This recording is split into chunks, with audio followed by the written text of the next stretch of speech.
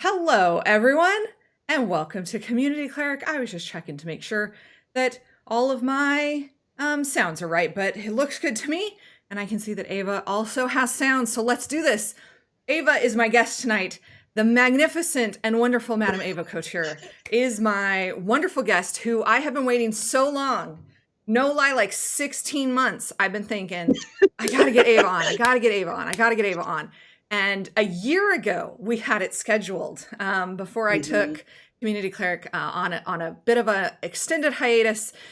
We had it scheduled, and Ava was so kind and generous to be like, no, Sarah, health first. If this is too much, you gotta step away. That's great. But coming back, I was like, Lore Mistress and Ava are the two that I have to get done first before anybody else. And so it is about damn time, as you say. And hello, everybody. Welcome in the chat. Ava, you are a prolific role player here at Girls Run These Worlds, but also at other places now, too. You are a prolific role player. You are on our flagship show, Roll for Luck. You have been, if I just go and look through, so for those of you who aren't members of GRTW, and I don't actually know that anybody can see these, but I can see these. In our Discord, we create tags for every different show. And so I can look at somebody's tag and see everything that they're in. So along with being a founding member, one of the first 4 people that we ever cast onto the channel, you were. And so a founding member of Roll for Luck, which is our flagship show. You were also in Masks. You were in the Juneteenth game. You are working. There's a game that's on hold. We're kind of pre-recording something that's a little bit on hold. Come the holiday one-shots. You were at the 5e Festival and an Ink. You've done a Brindlewood Bay one-shot. The Family Business, 2 seasons of Family Business. 2 seasons. The NARAL charity stuff that Ryu did a year ago. And that's only what you're doing here. That's not including all of the other places. So, first, I guess my first question is, how did you become a nerd?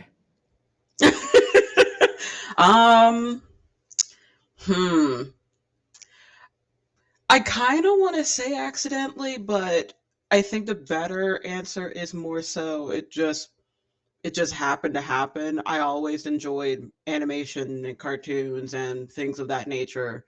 And so then once you're in that threshold of animation, you're eventually going to start looking at anime. I didn't know it was anime at the time. And then I got into middle school and people introduced me to manga, which was, it overlaps with anime, obviously. So then I got into that, and then it just built into, oh, comics are a thing I can read now. And it just kept going and going and going until I'm where I'm at right now. Until you're where you're at right now. Okay. So the nerd started fairly young, and with books, as is a common theme for so many, with books and comics and anime and manga. What do you want to tell me about some of your favorite series and what drew you to that? Were you, was it always fantasy? Because that's a lot of what you've done. Was it kind of slice of life? What were your genres that you really gravitated to?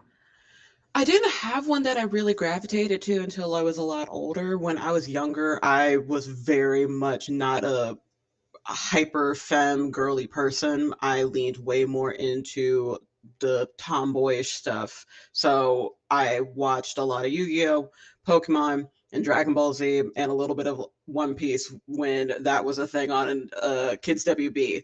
But as I've gotten older, I think starting in maybe actually honestly in college, when I started getting more into my femininity, I have looked back on those older shows like Sailor Moon and Totally Spies and things of that nature that try to help show that girls can be way more than just stereotypical girls.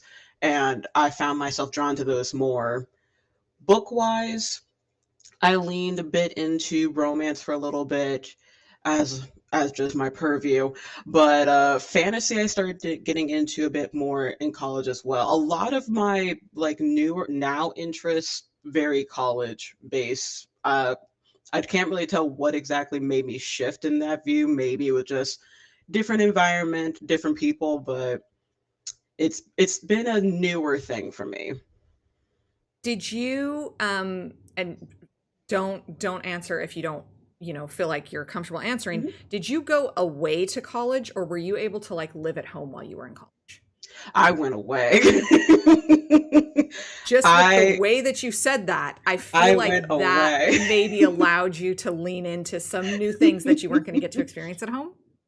Yep, yep. I went to North Carolina Central for a semester, and then that didn't work out. So eventually, a friend of mine at the time recommended her school, which was Ball State in Indiana. And I applied to it before going to North Carolina, got in. So I tried again, still got in. So I was like, well, I guess I'm going to Indiana for a little bit. And I still keep with a good chunk of friendships from that period of time. And I appreciate what I've been able to learn away from school, way at school. And did you find, I mean, obviously, you said that your interest grew and into kind of fantasy books and romance books. More so now because book talk is a thing, Hmm. and we always joke about how we can, whenever we start talking about maybe, oh, maybe we need an OnlyFans stream, somebody pitch us an OnlyFans stream, which is not a joke, by the way. Somebody please pitch us some OnlyFans streams. You magically appear as if Beetlejuice summoned. Like, you just show up. I don't even know how you have access to some of those channels, but you just show up in some Discord channels, and you're ready to go. And it's something that, I've always, because that is not me. Look, Hmm. not it at all. So I really appreciate that you're so willing to do that. How do you think, because one of the questions that I'm going to ask here in a second is what then was the journey into tabletop? But Hmm. before I get into the journey into tabletop, I want to ask, how have those experiences and interests and fandoms contributed to the roles that you play on the shows that you're on? Um, yeah, I remember when I was talking with women of TTRPG, um, I think maybe half a year ago at this point, and I think a similar question kind of came up of how I got into the characters that I tend to play. So right off the bat, if for people who don't know me, I tend to play support, older sister, mom characters. That's just my bread and butter, and I like to stick with it. I'm pretty lawful when it comes to people that I play because being chaotic stresses me out. Uh, so I think it mainly comes down to a lot of the friends that I've grown up with and hang out with to this day.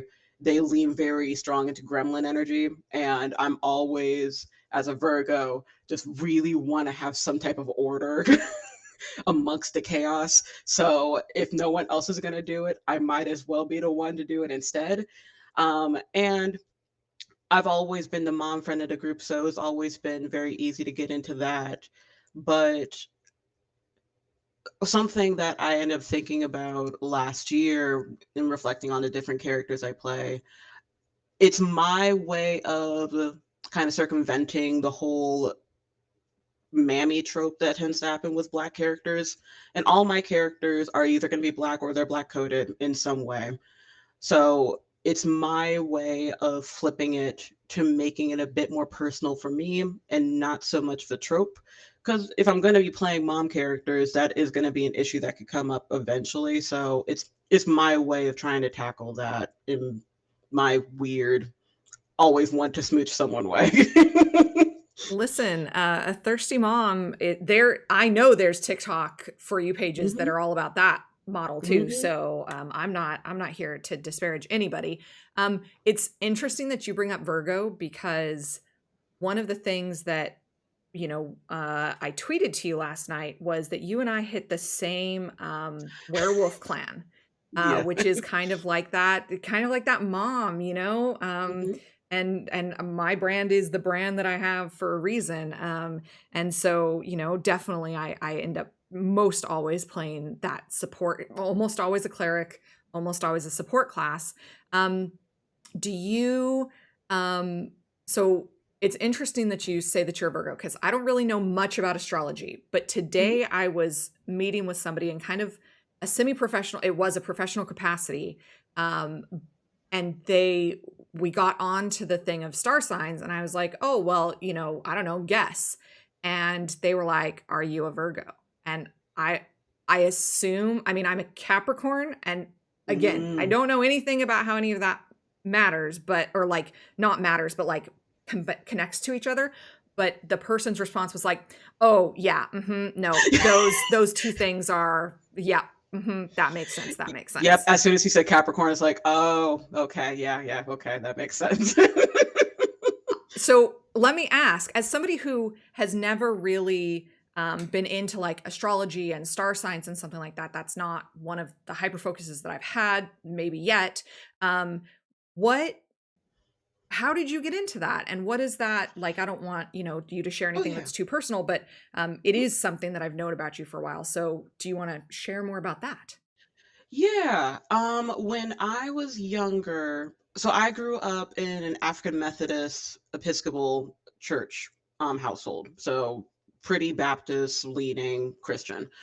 And I had my own struggles with that very early on, and so I've always tried to look into other things that would appeal more to my sense of I like magic, I like fantasy, and maybe I would like a deity who isn't a dude portray I'm like portrayed as a dude all the time. So I started getting into reading the books on Wicca, and because Wicca has so much overlap with so many other different types of magic based uh, faiths and pathways, it kind of deviated into star signs and planets. And I've always liked Sailor Moon, so I always had interest in planets. So eventually, magic, planets, side piecing, like sidetracking to stars, it just made sense to me.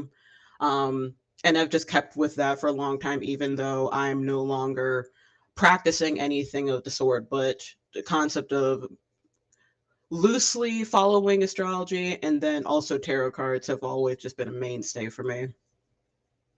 Yeah, definitely grew up with a very Baptist grandma, who, my mom was very young when she had me, and my grandma played a huge role in raising me. And I remember coming home at about, I don't know, 13, 14, and like I had gotten some tarot cards at like, I don't know, Hot Topic or Spencer's or something at the mall. And my mom and my grandma just being like, nope. And I was like, Okay, like you don't want to be disrespectful, but also it maybe also you're so young. And when I was there wasn't the internet played probably a significant role in the fact that I couldn't access any more information about that.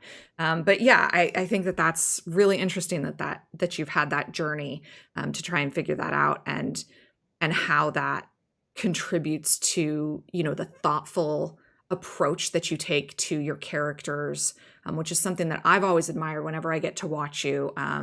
Family business, I mean, look, obviously I'm Roll for Luck is I'm ride or die. I love that Mhm. show. I will do anything for that show. and for Ryu in particular. But Family Business, oh my gosh, was just so much fun. And Brindlewood Bay, like there's so many actually. Masks, getting to film your guys' finale for Masks was so much fun. Wait, if you guys have not, none of you have seen the finale for Masks. Only me and the cast know what happens. It's because it's sitting here on my hard drive, ready to go. Listen, it's, oh, you guys have no idea. So let me backtrack a little bit and ask, Mhm. what is the journey from Sailor Moon nerd, going away for college to TTRPG? When did you find TTRPG? What was your first games? And then the next question is going to be around how did you get into APs? So for TTRPGs, my actual first one was kind of like a weird back and forth ish. A group of friends, one of my friends' boyfriend at the time recommended, let me run a D&D game for you. So we're like, okay, well, we've heard of D&D, haven't really stepped into it, so let's try it out and see what happens. Um, Eventually stuff happened with that with that DM, so we ended up going our separate ways. But then another friend said, I'll try to pick it up. And we switch very quickly to Pathfinder. But then halfway through that, we switched back to D&D. So it was like a D&D Pathfinder sandwich for a very long period of time. Um, so I've been that particular group, the D&D, the Pathfinder D&D group, I've now been playing with them. I want to say going on 5 or 6 years, and it's a very long form campaign. We just hit level 18. Hopefully, we'll finish this year. But for APs, um, it was through Ryu, obviously. Ryu and I have a Discord that we are mutuals in, and they were promoting Girls Run These Worlds and promoting Roll for Luck. And I've seen them talk about Roll for Luck before. I've known that they did iterations of it before, and I was just thinking, why not? What harm could it be to apply? I highly doubt I'm gonna get it because that was my first AP. I've never done anything like it. So, but then Ryu took a chance on me, and even though I bully her so often, I'm still here. I think that's the reason, like, Ryu now, well, you and I both had the pleasure of meeting Ryu Mhm. for the first time, just a couple of months ago. You Yep. met her just a few days before I met them. And um, they are, and I've known this for a while, they are the biggest, like, marshmallow of a human that has ever existed. Um, they will act tough and gruff and be, Mhm. like, oh, whatever, hate that, hate it here, fuck them kids. But the second you like get underneath that exterior, it's Mhm. just marshmallows all the way down, babes. Like, I just like remember hugging them so hard when we met in New York City, and Mhm. we just hugged for like a solid minute, and they were like, "Are you crying?" And I was like, "Yes, of course I'm crying. What's wrong with you?" And they were like, "Oh, whatever. I hate it here." And then throughout the rest of the day, I could just like go and give them like a rando hug, and there was never like they never flinched. They never pulled away. They never like were ready to return that hug. But like I feel like that's Ryu in so many ways of Mhm. like just so loving. And the second that you can like break through and really make that connection, I love that. And I also love that you two met on Discord because that is pretty much exactly how Ryu and I met on the Game Hers Discord, actually. So to be able to win that award what, 9 months after we met, was pretty fantastic. Hmm. And congratulations to you. I know that I've seen you in person a couple times, and that Hmm. you have wonderful photos with your award, with the shared award. Multiple award nominated, and award winning role player. So actual plays come through meeting Ryu and Discord. What was your first, because you had already been D&D Pathfinder, D&D sandwich player. You come into GRTW, we were a baby channel, we didn't know what we were doing. So much has Hmm. changed. Um, and not only did you stick out Roll for Luck, and are still on that tremendous cast Wednesday nights, everybody should tune in.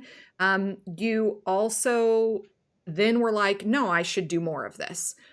What was what do you think are the biggest differences? I've got so many questions. So many questions, Ava. What do you think are the biggest differences between playing at home with your friends and playing on an AP? That's my first question. Um, I mean, honestly, I think the biggest difference is the type of people that you end up playing with in either scenario. There's the familiarity with playing at home with friends, or even with me. I play a good chunk of my private games through Discord anyway. Um, but it's still that familiarity of people who have grown with you and know how you work, and even interact outside of that, compared to APs where a good chunk of time you may not know the person that well. You can only get glimpses of who they are through their social media or through word of mouth or from anything of that nature. I've been very fortunate to have had a good chunk of people say, "Oh, she seems cool." So that's been wonderful, keeping up that good work for me. But it's depending on the situation. I kind of like having strangers in the game with me instead of friends, because it allows me to take on a more extravagant character and not fall out of it because they know my bullshit. So it really depends on the type of game. Either one works for me. Yeah, I 100% agree with what you're saying of like there is that level of performance to it when it's live, as opposed to even like, and it is different when you're recording versus just playing at home. Like if you're doing a Hmm. pre-record versus live, there is still that Hmm. performance element, but I'm definitely um like that theater background of like being able to interact with people is really something that keeps me going, and something that I really enjoy. Um, my oh man, train of thought, Sarah. Okay, first question was around, do you what is the difference between TTRPG AP and just playing at home? Um, I guess my second question is, you've played a lot of different systems now.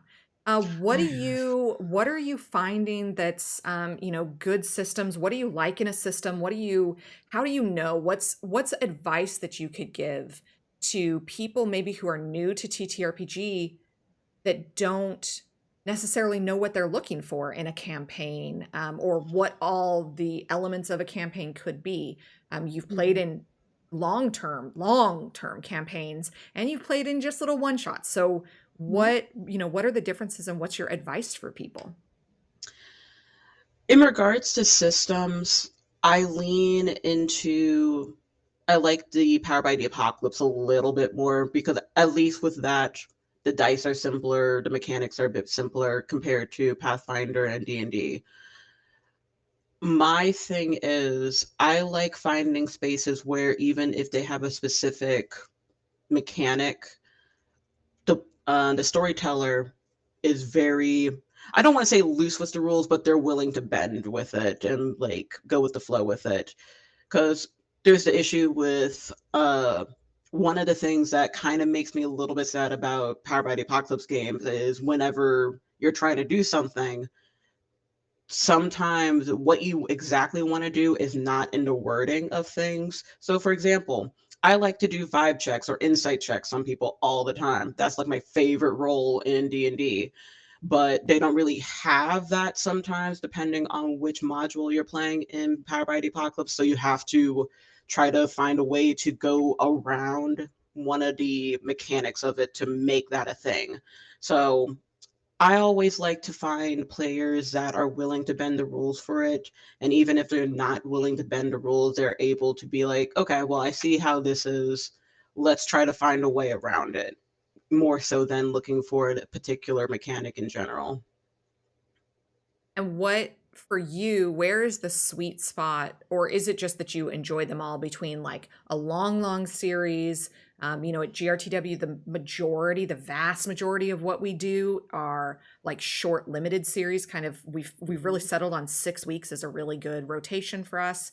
And then there is one shots. Obviously, we do one shots. You've done other one shots. Are they just you enjoy them all, but they're very different, or is there things that you prefer? You'd do something if it was for the right project or story or people, Hmm. but what do you prefer in terms of long-term limited series and one shots? I think it is kind of just liking them for different reasons. Um, I like having long term because I can get invested in a character way better than I do with a one shot or limited series. But it leaves room for you to kind of get lazy with it on occasion or get disinterested because of just how long it is. I, hmm, the limited series is good as long as I feel like at the end of it, the story is fully completed. If it just stops and there's nothing else, it kind of leaves me sad and wanting more. This is kind of the reason why we keep bullying Gainer for more seasons of Family Business. We have to get all four ingredients of that one snack. But so that's our way to try to make sure that the story can continue, but then also have like a nice full finale when we are done. But I find myself enjoying all of them for particular reasons, but probably long forms and limited are my favorites out of any of them. Yeah, and as you say, like the chance for multiple seasons, I think is for us, for the majority of our stuff, because it is that performance based thing of like the audience is important to the story. Being able to break it out into little chunks and just have multiple seasons. We'll do endless a number of seasons. Although what we Mhm. found is like after we approve two, and don't get ideas, Gainer, you're not going anywhere, bud. But the other two shows that have made it to their second season, as they start to plan their third season, they end up going onto their own channels. Mm. And that's happened to us twice now. I'm trying to think if there's anything that we've had that's going into a third season that's not Lancer. Darcy runs Lancer, and that'll be coming back. And I mean Regency, but Regency is a different cast every time, right? So Mhm. it's not quite the same. But yeah, the two shows that we've had where it's the same cast for first season and second season, for their third season they've gone into their own channels, which is beautiful. Like then that means that we've done our Mhm. job to like lower the barrier and stress and frustration around streaming to to be able to get those other stories told, which was part of the original, plan of things. Yeah. So I'm not in any way complaining or disparaging. I wanted to also ask. I asked about one shots. You don't DM. What the fuck? I get stressed out easily.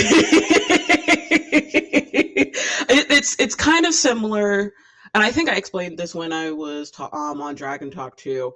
It gives me too much anxiety of thinking I'm a teacher, and my mom was a teacher for a very long time, so I've been surrounded my entire life by teachers. And then with having a creative writing major, I was threatened almost constantly of you're not going to find work unless you're going to be a teacher. I don't like, I know that as a storyteller, you're not babysitting or you're not fully in control. And I get that. However, I know my brain and I want to be in control and babysit people. So I think for my sake, I don't DM, but I will let you know.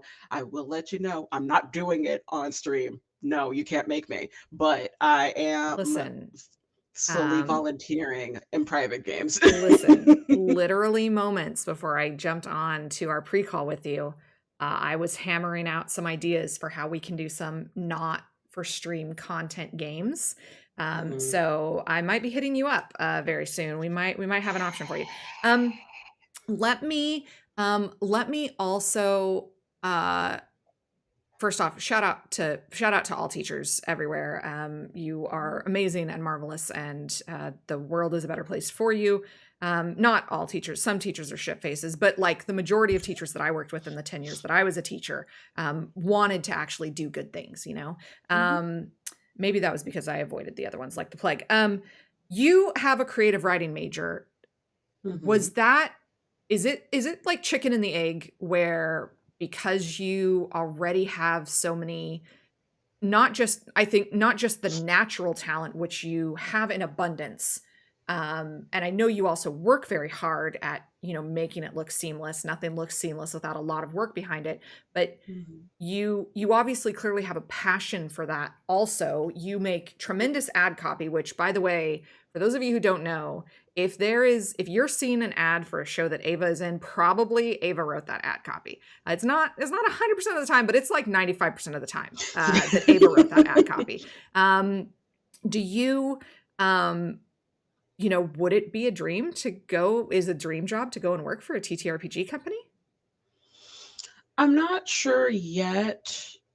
I enjoy doing what I do now, and it would be interesting, but I feel like I still consider myself relatively new. I've only been in this type of work for a year officially, so I'm not too sure, but maybe. We'll see. We'll see what happens. And what do you think the stories are that because I totally get not everybody is a DM, and herding cats is absolutely a skill that not everybody cares to acquire. Um, Rip Ryu. What do you think that maybe writing your own stories, writing your own systems, writing your own settings, writing your own TTRPG accessories and NPCs, and would that would that maybe get you closer? Would that be creatively satisfying? Hmm.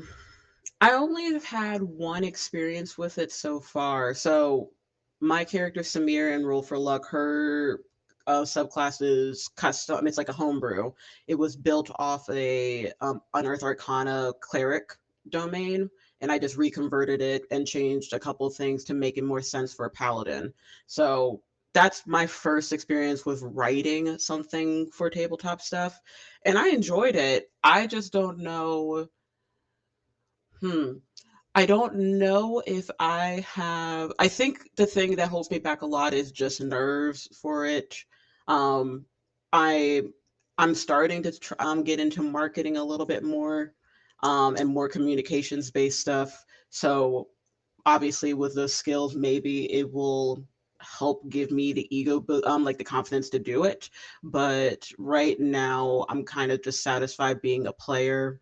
But inspiration comes from everywhere, so there's always the possibility. I love that. I think that actually, you saying that is really reflective of every collaborative experience that I've had with you, of like, you never say outright no to anything. You try not to make decisions based on fear.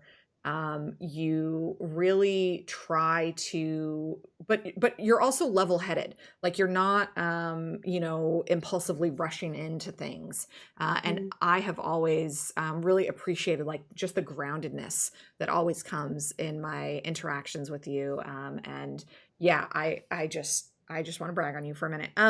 Okay, Ava, tell me Yes. about. So we've talked about anime and manga and Sailor Moon and astrology. What are some of the other fandoms that you have?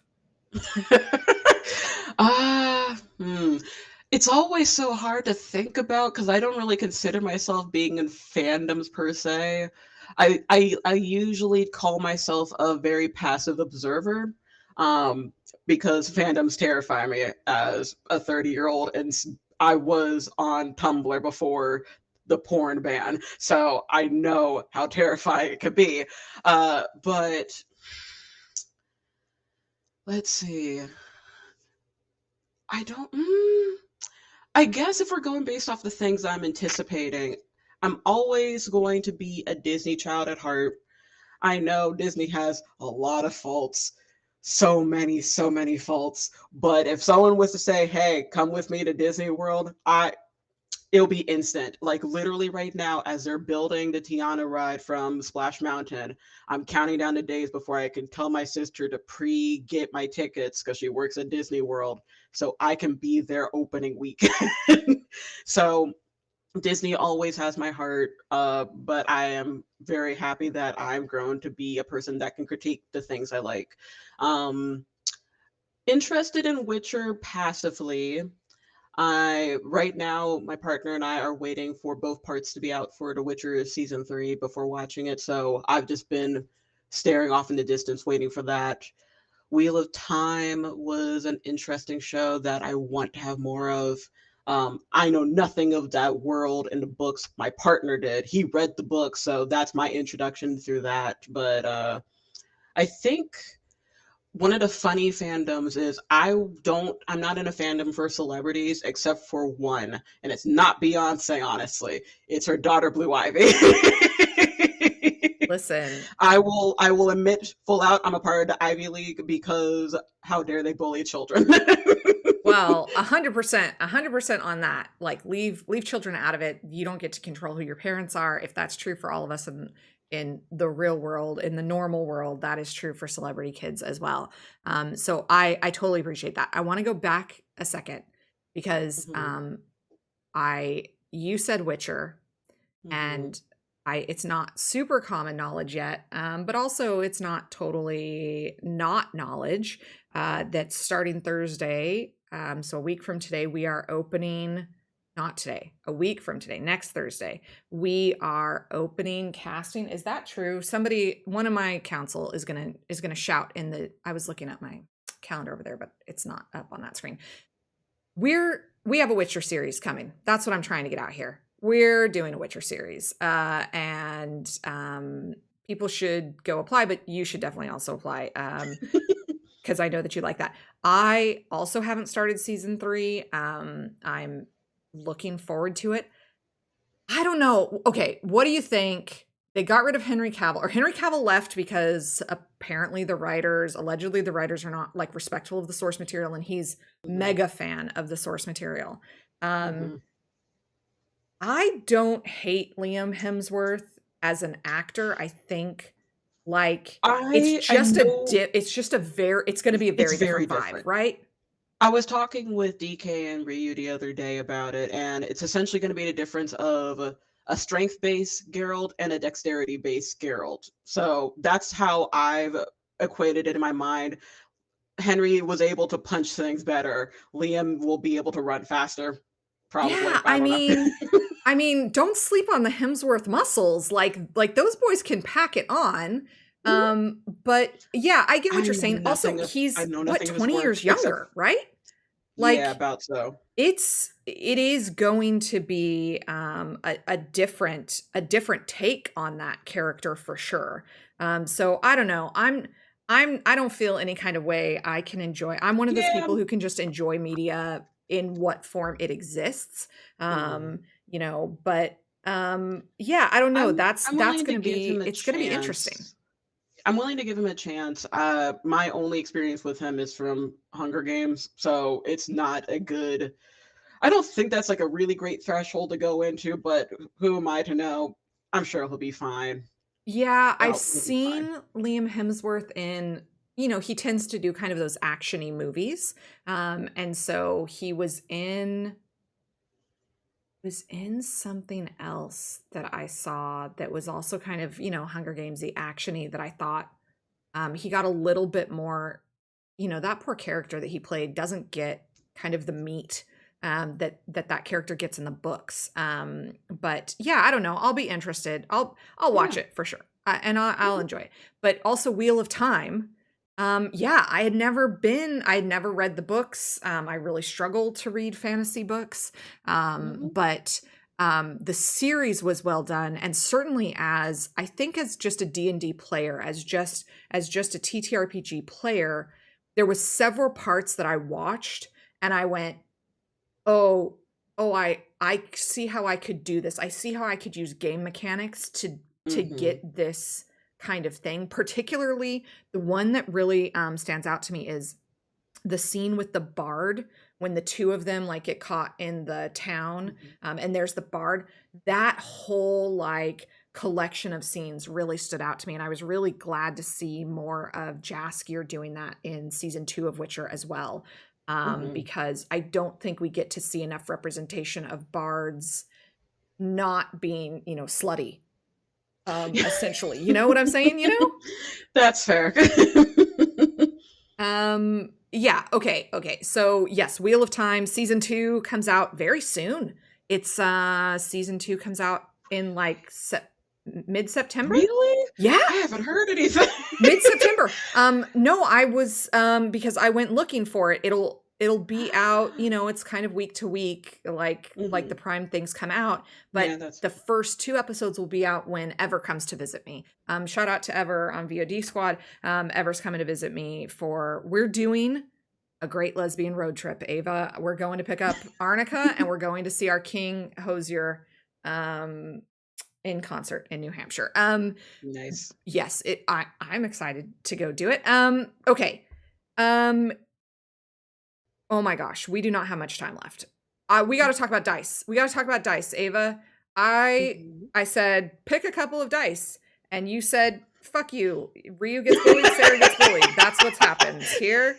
I don't know Um, how to pick favorites. that's I'm not complaining. I finally feel like I'm, part of the family. When Ava bullies you, you've really made it. So show us your dice. Tell us if you know where you got them from. Tell us where you got them from. Tell us also about your dice superstitions. Do you pick dice based on your character? Do you pick dice, or is it just what rolls well? Like how what is your relationship with these dice?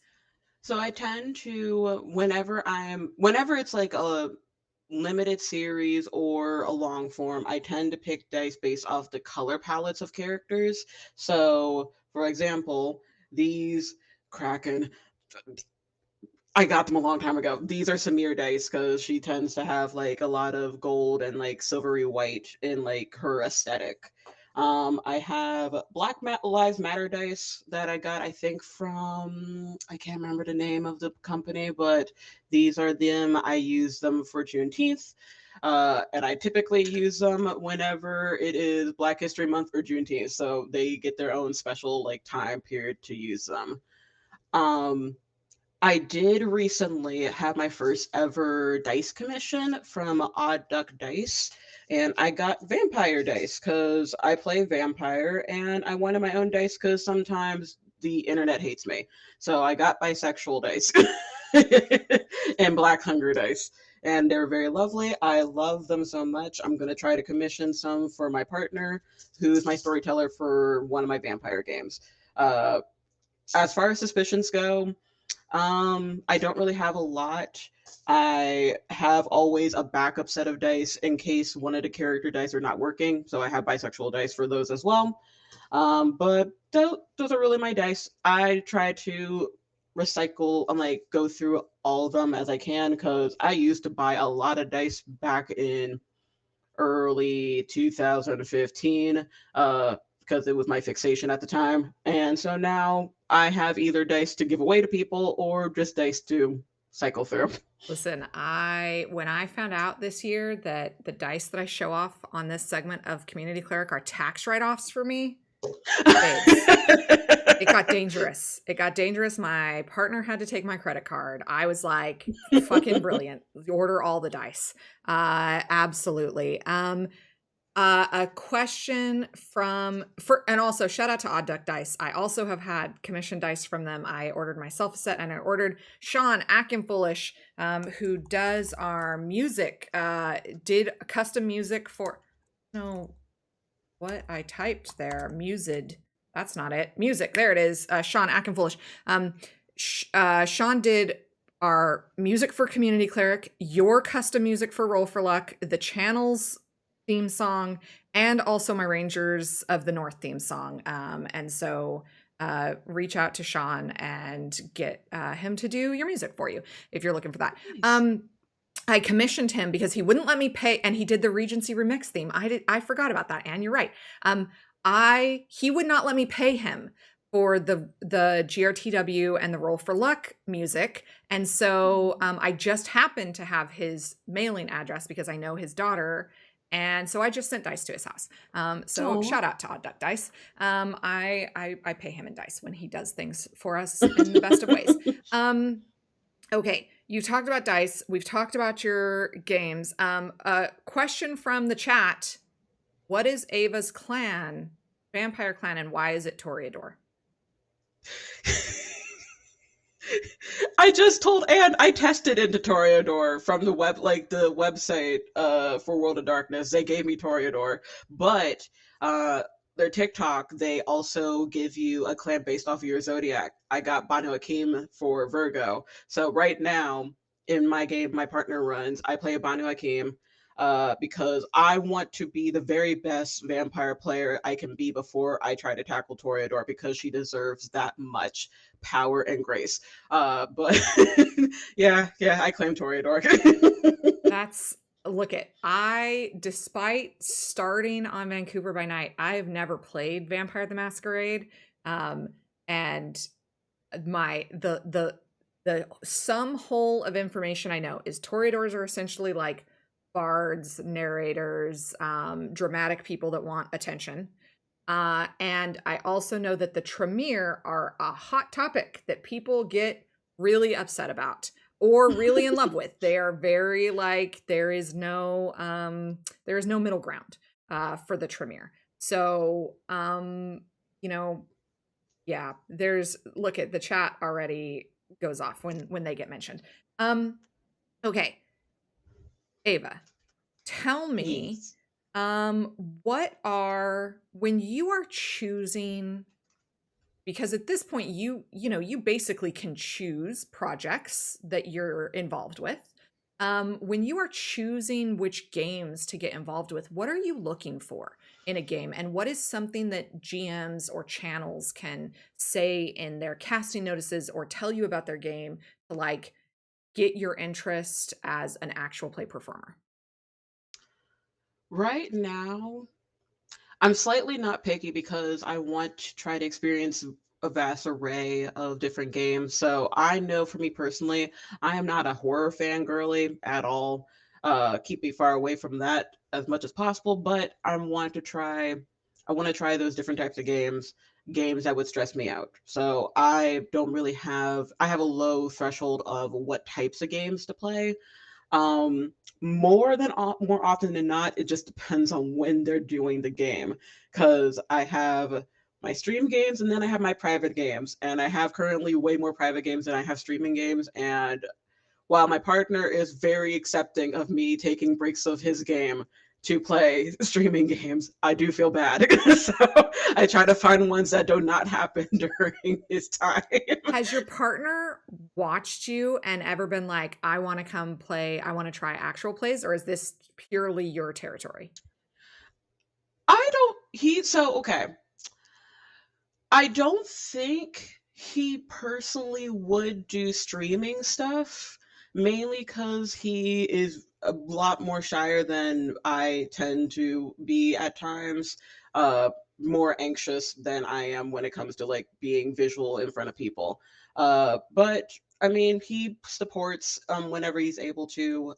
He's in the Roll for Luck chat a good chunk of time. So if you see Palmith, that's him. And he'll be in other games too if work permits him to. But I don't think he would really want to be in APs, but he enjoys watching them. Okay, and I think I'm really only going to get one more question. Mhm. Oh man. Okay, I want to ask a really good one. I know what I'm going to ask. So you pick mostly based on time. Right What now, yes. are and you said you want to try a bunch of different things. But you're not interested in GMing. So we're going to do the opposite. I'm going to let you tell, because there's a bunch of DMs in our chat right now and there's going to be other people watching this. What do you want people to run so that you can apply for? That's the question. You tell people what they should be running. I'm not going to do the clack right now. That will be like at the end, but here's a fan right now. Hello, storytellers. It's me, MadamAvaCouture. I would love for you to run Regency because Good Society. I really want to play a Good Society game really, really, really, really bad. Mythic Theros is also a good one because they have an Oracle play type of character that you can do, and I really like oracles. Monster of the Week. I've only done one shot of Monster of the Week, and I really want to do more. That's always a delight. And honestly, any game that allows me to be like allow me to romance people. Let me romance your character. Or if you have an OnlyFans or 18 plus one, invite me to those. I really, really just want to show off my cleavage. I And will tell sometimes I you, worry that I get people in trouble. the other night on Roll for Luck, must have been last week, Yes. Arnica came ripping into the council chat and was like, "Why is Ava Mo, naked?" And it was Mo was just telling me that too, Mhm. and it's literally just the unfortunate part of big bust, and then it was a crop top, and so the camera just could not capture the crop top. It doesn't, honestly, who cares as long as they're not showing. I Mhm. don't care. Like, be Sorry, comfortable. Arnica. It's hot out right now. But Uh yes, it was not on purpose. It's just a very low crop. Look it, even if it was on purpose, you got fans, okay? Look, it was good. It was good for us as a channel too. So, will and for the gays, essentially. So absolutely have it. Another question from the chat, and then this might actually be the last one. Would you be, oh, you answered it in chat. Would you be amenable to sci-fi romance? Like, mech what is your tolerance for like super crunchy systems? Would you want to go try that out? Man, as long as the storyteller and the players are very comfortable with me being very, very, very, very bimbo, because there are some times, like even now, I play Pathfinder 1E and 2E on and off now. I still don't know those systems well. I still am just very bad at knowing how to do things. So as long as you're allowed for me to be bimbo and you're chill with that, I will try my damnedest to be a good player. I The Regency games are so, I mean, just kind of by nature of the time period that they're in, they're not Bridgerton. You know what I'm saying? Like, there very much is that because the camera is never in that kind of private space. I think, and I'm not trying to voluntold, Anne for this unless she really wants to, but I think an OnlyFans Regency game would be so interesting. Um, and particularly from the voices of people whose stories in that time period were not being told. I think that that would be so, so interesting. Um, yeah, so somebody pitch it, please, because I need to cast Ava in it. You have your list, you have your homework. Please, please, could you? Hey, Sean, buddy, we were just talking about your amazing musical talents and the fact that you and I both have odd duck dice that Ava was showing off earlier. Okay, Ava, do I have time for one more question? I do, I do, I do. What is talk to me about the in-person, like, conventions, panels, in-person, like filmed in-person content. What would where's your, like, your next steps for the in-person stuff? Just have people invite me. I'm willing to try to go. Literally, my schedule with my actual work is relatively free for the most part, except for the times where I have to train people. So as long as I'm not in training mode, invite me. I'm willing to do in-person things. There you go. I just don't know. There you go. There is, I think, the sum answer for Ava is please just invite me. Yeah, just Because invite me. Ava is somebody who you want at your table, I guarantee you. Okay. Ava, that is the end. Our hour goes by so quick. And I particularly quick for how long that we have both waited. to have you on here and to get to talk to you. Mhm. It has been a banner year for you as a performer, award-winning on Dragon Talk and featured in some pretty high-level games. If you haven't had the chance, go check out the Exquisite Corpse Juneteenth stuff as well. Was so excellent. Tell everybody where you can be found and the stuff. Do your outro. Tell everybody where you can be found. One last pitch to anything that you want people to cast you in. Sean, no, not Sean. Steve just showed up. uh Ava, Steve is the storyteller at Vancouver by Night. Ava here is a vampire player and has Odd Duck Dice. So why hasn't she been on VBN? Is a question that I know I'm not throwing you under the bus for, because you're also asking that question, and I will leave it to the two of you. I'll put the two of you in a Discord room and you guys can figure it out. Okay, Ava, do your outro, and thank you so much for being my guest tonight. Thank you for Thanks being for patient, and having thank you me. for being here with me. Not a problem. Thanks for having me. Anyway, hello, my darlings and dears. It's your mother Ava here. You get another fan. Yay! Also, send me fans. I like collecting fans now for some reason. You can find me, follow my beacons. That's where I will be basically putting out when I'll be in shows. But until the Bird app dies, I'm mainly on Twitter. I'm on waiting list for everything else, and I lurk on Instagram, so you won't really see me much on there, but I will repost things. Um, Wednesdays for Roll for Luck, I'm going to be there. You'll see me on Exquisite Corpse. We're going to be picking up our Thirsty Sword Lesbian Arthurian story. It's a long French name. I'm bad at remembering, so sorry, DK. But we'll be picking that up, I think, starting in August, where I play one of the princesses. That is the daughter of King Arthur, and we deal with those shenanigans. And I think that's it for right now, because everything else I have is on hold. And so there you go. Follow Ava, adore Ava, hit all of the beacons. I have been your host, Sarah. Thank you for joining me for another episode of Community Cleric. Next week is Angela, if I'm not, no, yeah, it's Angela, and then Mo, and then Rosie. And Gaynor is coming up soon also, for a special shout out. We are going to do a raid. I'm just not sure where yet. It'll probably happen as soon as I go off air. Adore you all. Thank you all for being part of another Community Cleric and for helping us launch this second season in full. We will see you all. Oh, wait. There's actual announcements that I need to make. Rangers of the North is a sponsored stream here on Girls Run These Worlds. So please tune in Monday nights. Thank you, Free League, for sponsoring, for your money goes directly into the pockets of marginalized creators, and we income share across all of our shows. So the money that goes for the sponsorship of Rangers of the North goes to all of our players and creators and GMs. So thank you, Free League. You also, tomorrow, it's Thursday night. Tomorrow, come back. 2 p.m. Eastern is Ballad of Conjurers. We're giving away two copies of the game, so you can come and be a part of that. Trigger warning, it does deal with infertility. And then Friday nights, you should come back around the same time as right now for Misspent Youth, which is all about the authority and the youngsters who are opposing the man.